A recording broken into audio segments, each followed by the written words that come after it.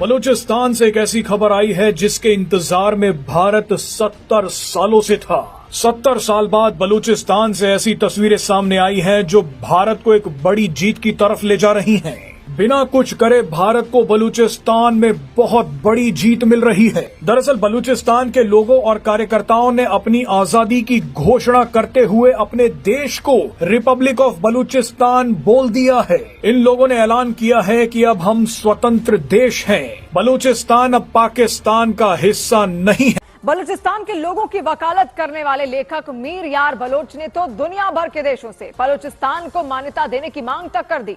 मीर यार बलोच समेत बलूचिस्तान की आजादी की जंग लड़ने वाले कई संगठनों ने बलूचिस्तान की आजादी का दावा किया। दो मुल्क हमें काफी हैं रिकॉग्नाइज करने के लिए। सबसे पहले हिंदुस्तान, फिर अफगानिस्तान, समझ रहे। और इन दोनों मुल्कों को ये पाकिस्तानी फौजी जिहादियों ने डसा है, ठीक है। और ये दोनों मुल्क के लोग इनके इंतहाई खिलाफ है। इंडिया इतना बड़ा मुल्क है, इतने उनके पास रिसोर्सेज हैं और उनको जो है हम हर तरह से जो है इंटरनेशनल फोरम पे भी हम जो है इंडिया का साथ देंगे और इस जंग में भी हम इंडिया के साथ हैं, बलूच आपके साथ में हैं। ये जो पूरी मूवमेंट है, फ्रीडम मूवमेंट है बलूचिस्तान की, जो आजादी की तहरीक है, उसने बहुत जोर पकड़ लिया है। Trend on social media, Baloch leaders declare independence from Pakistan. कुछ बलोच नेताओं ने बोल दिया कि we are an independent country, अब हम खुल के आ जाएंगे मैदान में। सब यूनाइटेड हैं, सब एक ही बात करते हैं कि अब हमें आज़ादी से कोई नहीं रोक सकता। और बलोच ग्रुपों ने, कई ग्रुपों ने आज़ादी का ऐलान कर दिया है। ये वक्त है कि भारत उनको रिकॉग्नाइज करे। देखें, भारत को अमेरिका या इससे अब प्रेशर में आने की ज़रूरत नहीं कि इस जंग में हमने देख लिया कि अमेरिका किसके साथ खड़ा था। इस जंग में हमने देख लिया कि अमेरिका ने किसको बचाया, अपनी नाजायज औलाद को बचाया।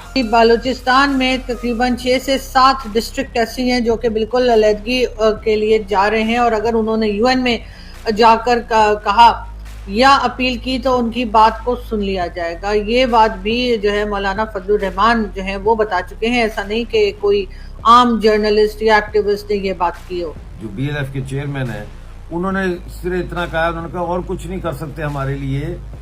तो जो 93,000 पाकिस्तानी फौजियों ने ढाका में जो हथियार डाले थे, उनकी वो पुरानी बंदूकें हमें आप दे दें जो आपके पास पड़ी हुई है।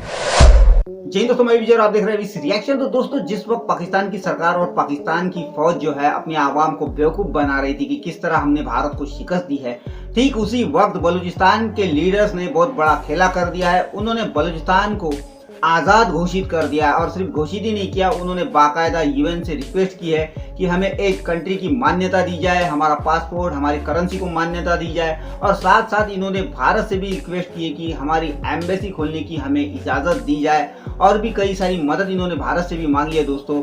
तो अब इसके बाद पाकिस्तानी सरकार की नींद उड़ चुकी है, पूरे इंटरनेशनल मीडिया पे ये खबरें चल रही है। तो आज की वीडियो में हम ये देखेंगे, ये जो इन्होंने बलूचिस्तान को आज़ाद घोषित किया है, इसके बाद मीडिया पे इसके ऊपर क्या बातें हो रही है। तो चलिए करते हैं वीडियो को शुरू। मगर वीडियो शुरू करने से पहले जो भी और हमारे चैनल पे पहली बार आया है उनसे रिक्वेस्ट करूंगा, प्लीज हमारे चैनल को सब्सक्राइब कीजिए, वीडियो को लाइक और शेयर जरूर कीजिए। तो चलिए करते हैं वीडियो शुरू। तो बलोचों ने क्लियरिटी के साथ कह दिया है, क्लियर कट अल्फाज में कह दिया है कि हम आज़ाद हो चुके हैं और हम आज़ादी से कम अब कोई बात मानने को तैयार नहीं। बलूचिस्तान के अंदर रहने वाले बलोच हों, कराची में रहने वाले बलोच हों, सिंध में रहने वाले बलोच हों या ओवरसीज बलोच हों, सब यूनाइटेड हैं, सब एक ही बात करते हैं कि अब हमें आज़ादी से कोई नहीं रोक सकता। और बलोच ग्रुपों ने, कई ग्रुपों ने आज़ादी का ऐलान कर दिया है। ये वक्त है कि भारत उनको रिकॉग्नाइज करे। देखें, भारत को अमेरिका या इससे अब प्रेशर में आने की ज़रूरत नहीं कि इस जंग में हमने देख लिया कि अमेरिका किसके साथ खड़ा था। इस जंग में हमने देख लिया कि अमेरिका ने किसको बचाया, अपनी नाजायज औलाद को बचाया, पाकिस्तान को।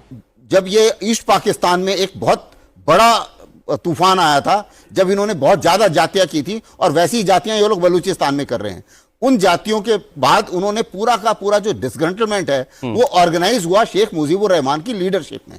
तो हमें एक चाहिए एक लीडरशिप। मैं आप कुछ ही समय पहले मैंने सारे बलूच लीडर्स के साथ एक डिस्कशन किया था, एक पैनल के ऊपर मैं चेयर कर रहा था और सारे काफी लोग थे उसमें।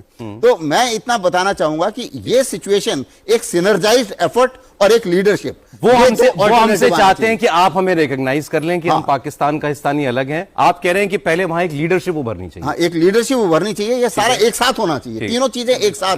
आज सुबह से सरफराज बुख्ती साहब टीवी पर मौजूद थे, जो कि चीफ मिनिस्टर हैं बलूचिस्तान के। घबराए हुए लग रहे थे, परेशान लग रहे थे। उनका कहना था कि जी हम छोड़ेंगे नहीं, बलूचिस्तान में जो लोग अलहदगी पसंद हैं, जो सेपरेटिस्ट हैं, उनको हम छोड़ेंगे नहीं और उनको हम सख्त सजाएं देंगे और इस किस्म की बातें वो कर रहे थे, जिससे कि साफ जाहिर हो रहा था कि बलूचिस्तान में कई ग्रुप्स ऐसे हैं जो पाकिस्तान से अब अलहदगी चाहते हैं, जो पाकिस्तान से अब तंग आ गए हैं या पाकिस्तान की गवर्नमेंट से तंग आ गए हैं, पाकिस्तान के लोगों से, क्योंकि उनके राइट्स उनको नहीं दिए जा रहे। आप जैसा कि जानते ही हैं कि सीपीसी यानी सीपैक जो है वो भी गवादर में उसके प्रोजेक्ट्स पे काम किया जा रहा है, उससे भी वो लोग नाखुश हैं। उनका कहना है कि इससे पाकिस्तान के लोगों को या बलूचिस्तान के लोगों को कोई फायदा नहीं हो। अब दोस्तों यहाँ पे बड़ा ये देखिए साहब, ये इकोनॉमिक टाइम्स ने भी करा है कि रिपब्लिक ऑफ बलूचिस्तान अनाउंस्ड, इन्होंने अनाउंस कर दिया है। क्या ये बन गया है, बलूचिस्तान आजाद हो गया? नहीं, उसमें समय है। लेकिन ये जो पूरी मूवमेंट है, फ्रीडम मूवमेंट है बलूचिस्तान की, जो आजादी की तहरीक है, उसने बहुत जोर पकड़ लिया है। Trend on social media, Baloch leaders declare independence from Pakistan. कुछ बलोच नेताओं ने बोल दिया कि we are an independent country, अब हम खुल के आ जाएंगे मैदान में, राइट। पाकिस्तानी फोर्सेस को ऑक्यूपेशन फोर्सेस करार दे दिया है और खुद को बोला है क्या, we are an independent country. Pakistan क्या करेगा? जाहिर सी बात है, पाकिस्तान अब धीरे धीरे धीरे जब सब कुछ सेटल हो जाएगा, कुछ फौजें वापस बलूचिस्तान जाएंगी, फिर लोगों के ऊपर जुल्म होगा, अत्याचार होगा। ये पाकिस्तान की एक लॉन्ग स्टैंडिंग पॉलिसी रही है। उन्होंने बांग्लादेश में भी यही करा था जब वो ईस्ट पाकिस्तान था। हर जगह यही काम करते हैं वो लोग। खैबर पख्तूनख्वा में भी यही काम करते हैं, सिंध में भी, एक पंजाब को छोड़ के हर जगह यही काम करते हैं। भारत के फायदे की चीज है कि बलूचिस्तान की आज़ादी को सपोर्ट किया जाए। बलोच जो ग्रुप इंडिपेंडेंट बलूचिस्तान का नारा लगा चुके हैं, ऐलान कर चुके हैं, उनके लिए भारत दिल्ली में embassy in exile, government in exile कायम करने की इजाज़त दे। चाइना ने भी खुल के अभी जो भारत के कई शहरों के नाम बदल दिए हैं और क्लेम डाला है कि ये हमारे इलाके हैं। तो भारत को अब जब हालत जंग में है तो तिब्बत की जो गवर्नमेंट इन एग्जाइल भारत में है उसको रिकॉग्नाइज करे। आप जब तक ये देखें, एग्रेशन इज क्या कहते हैं, ऑफेंस इज बेस्ट डिफेंस। तो आप ऑफेंसिव हो, कब तक आप डिफेंसिव रहेंगे? सिर्फ जवाब देना जरूरी नहीं होता, सवाल उठने से पहले सवाल को खत्म करना जरूरी होता है। तो भारत को चाहिए कि अब खुल के बलोचों की मदद करे, पख्तूनों की मदद करे। अहमद मस्ती खान ने तो कोई बीच में लगी लिपटी बात ही नहीं की। उन्होंने तो सीधा सीधा कहा कि हिंदुस्तान के जो लोग हैं वो हमारे भाई हैं, हमारी बहनें हैं और हम उनसे बहुत प्यार करते हैं। यहां तक उन्होंने कहा कि जी मैं 1000 दफा, 1 अरब दफा भी वंदे मातरम जो है वो कहने पर तैयार हूं, कोई मुझे इस चीज से नहीं है मसला। लेकिन उन्होंने कहा कि भारत की जो सरकार है वो कहीं थोड़ा सा मतलब है भूल चूक कर रही है इस मामले में और तवज्जो नहीं दे रही इस वक्त, जबकि हमें सख्त जरूरत है इंटरनेशनल सपोर्ट की।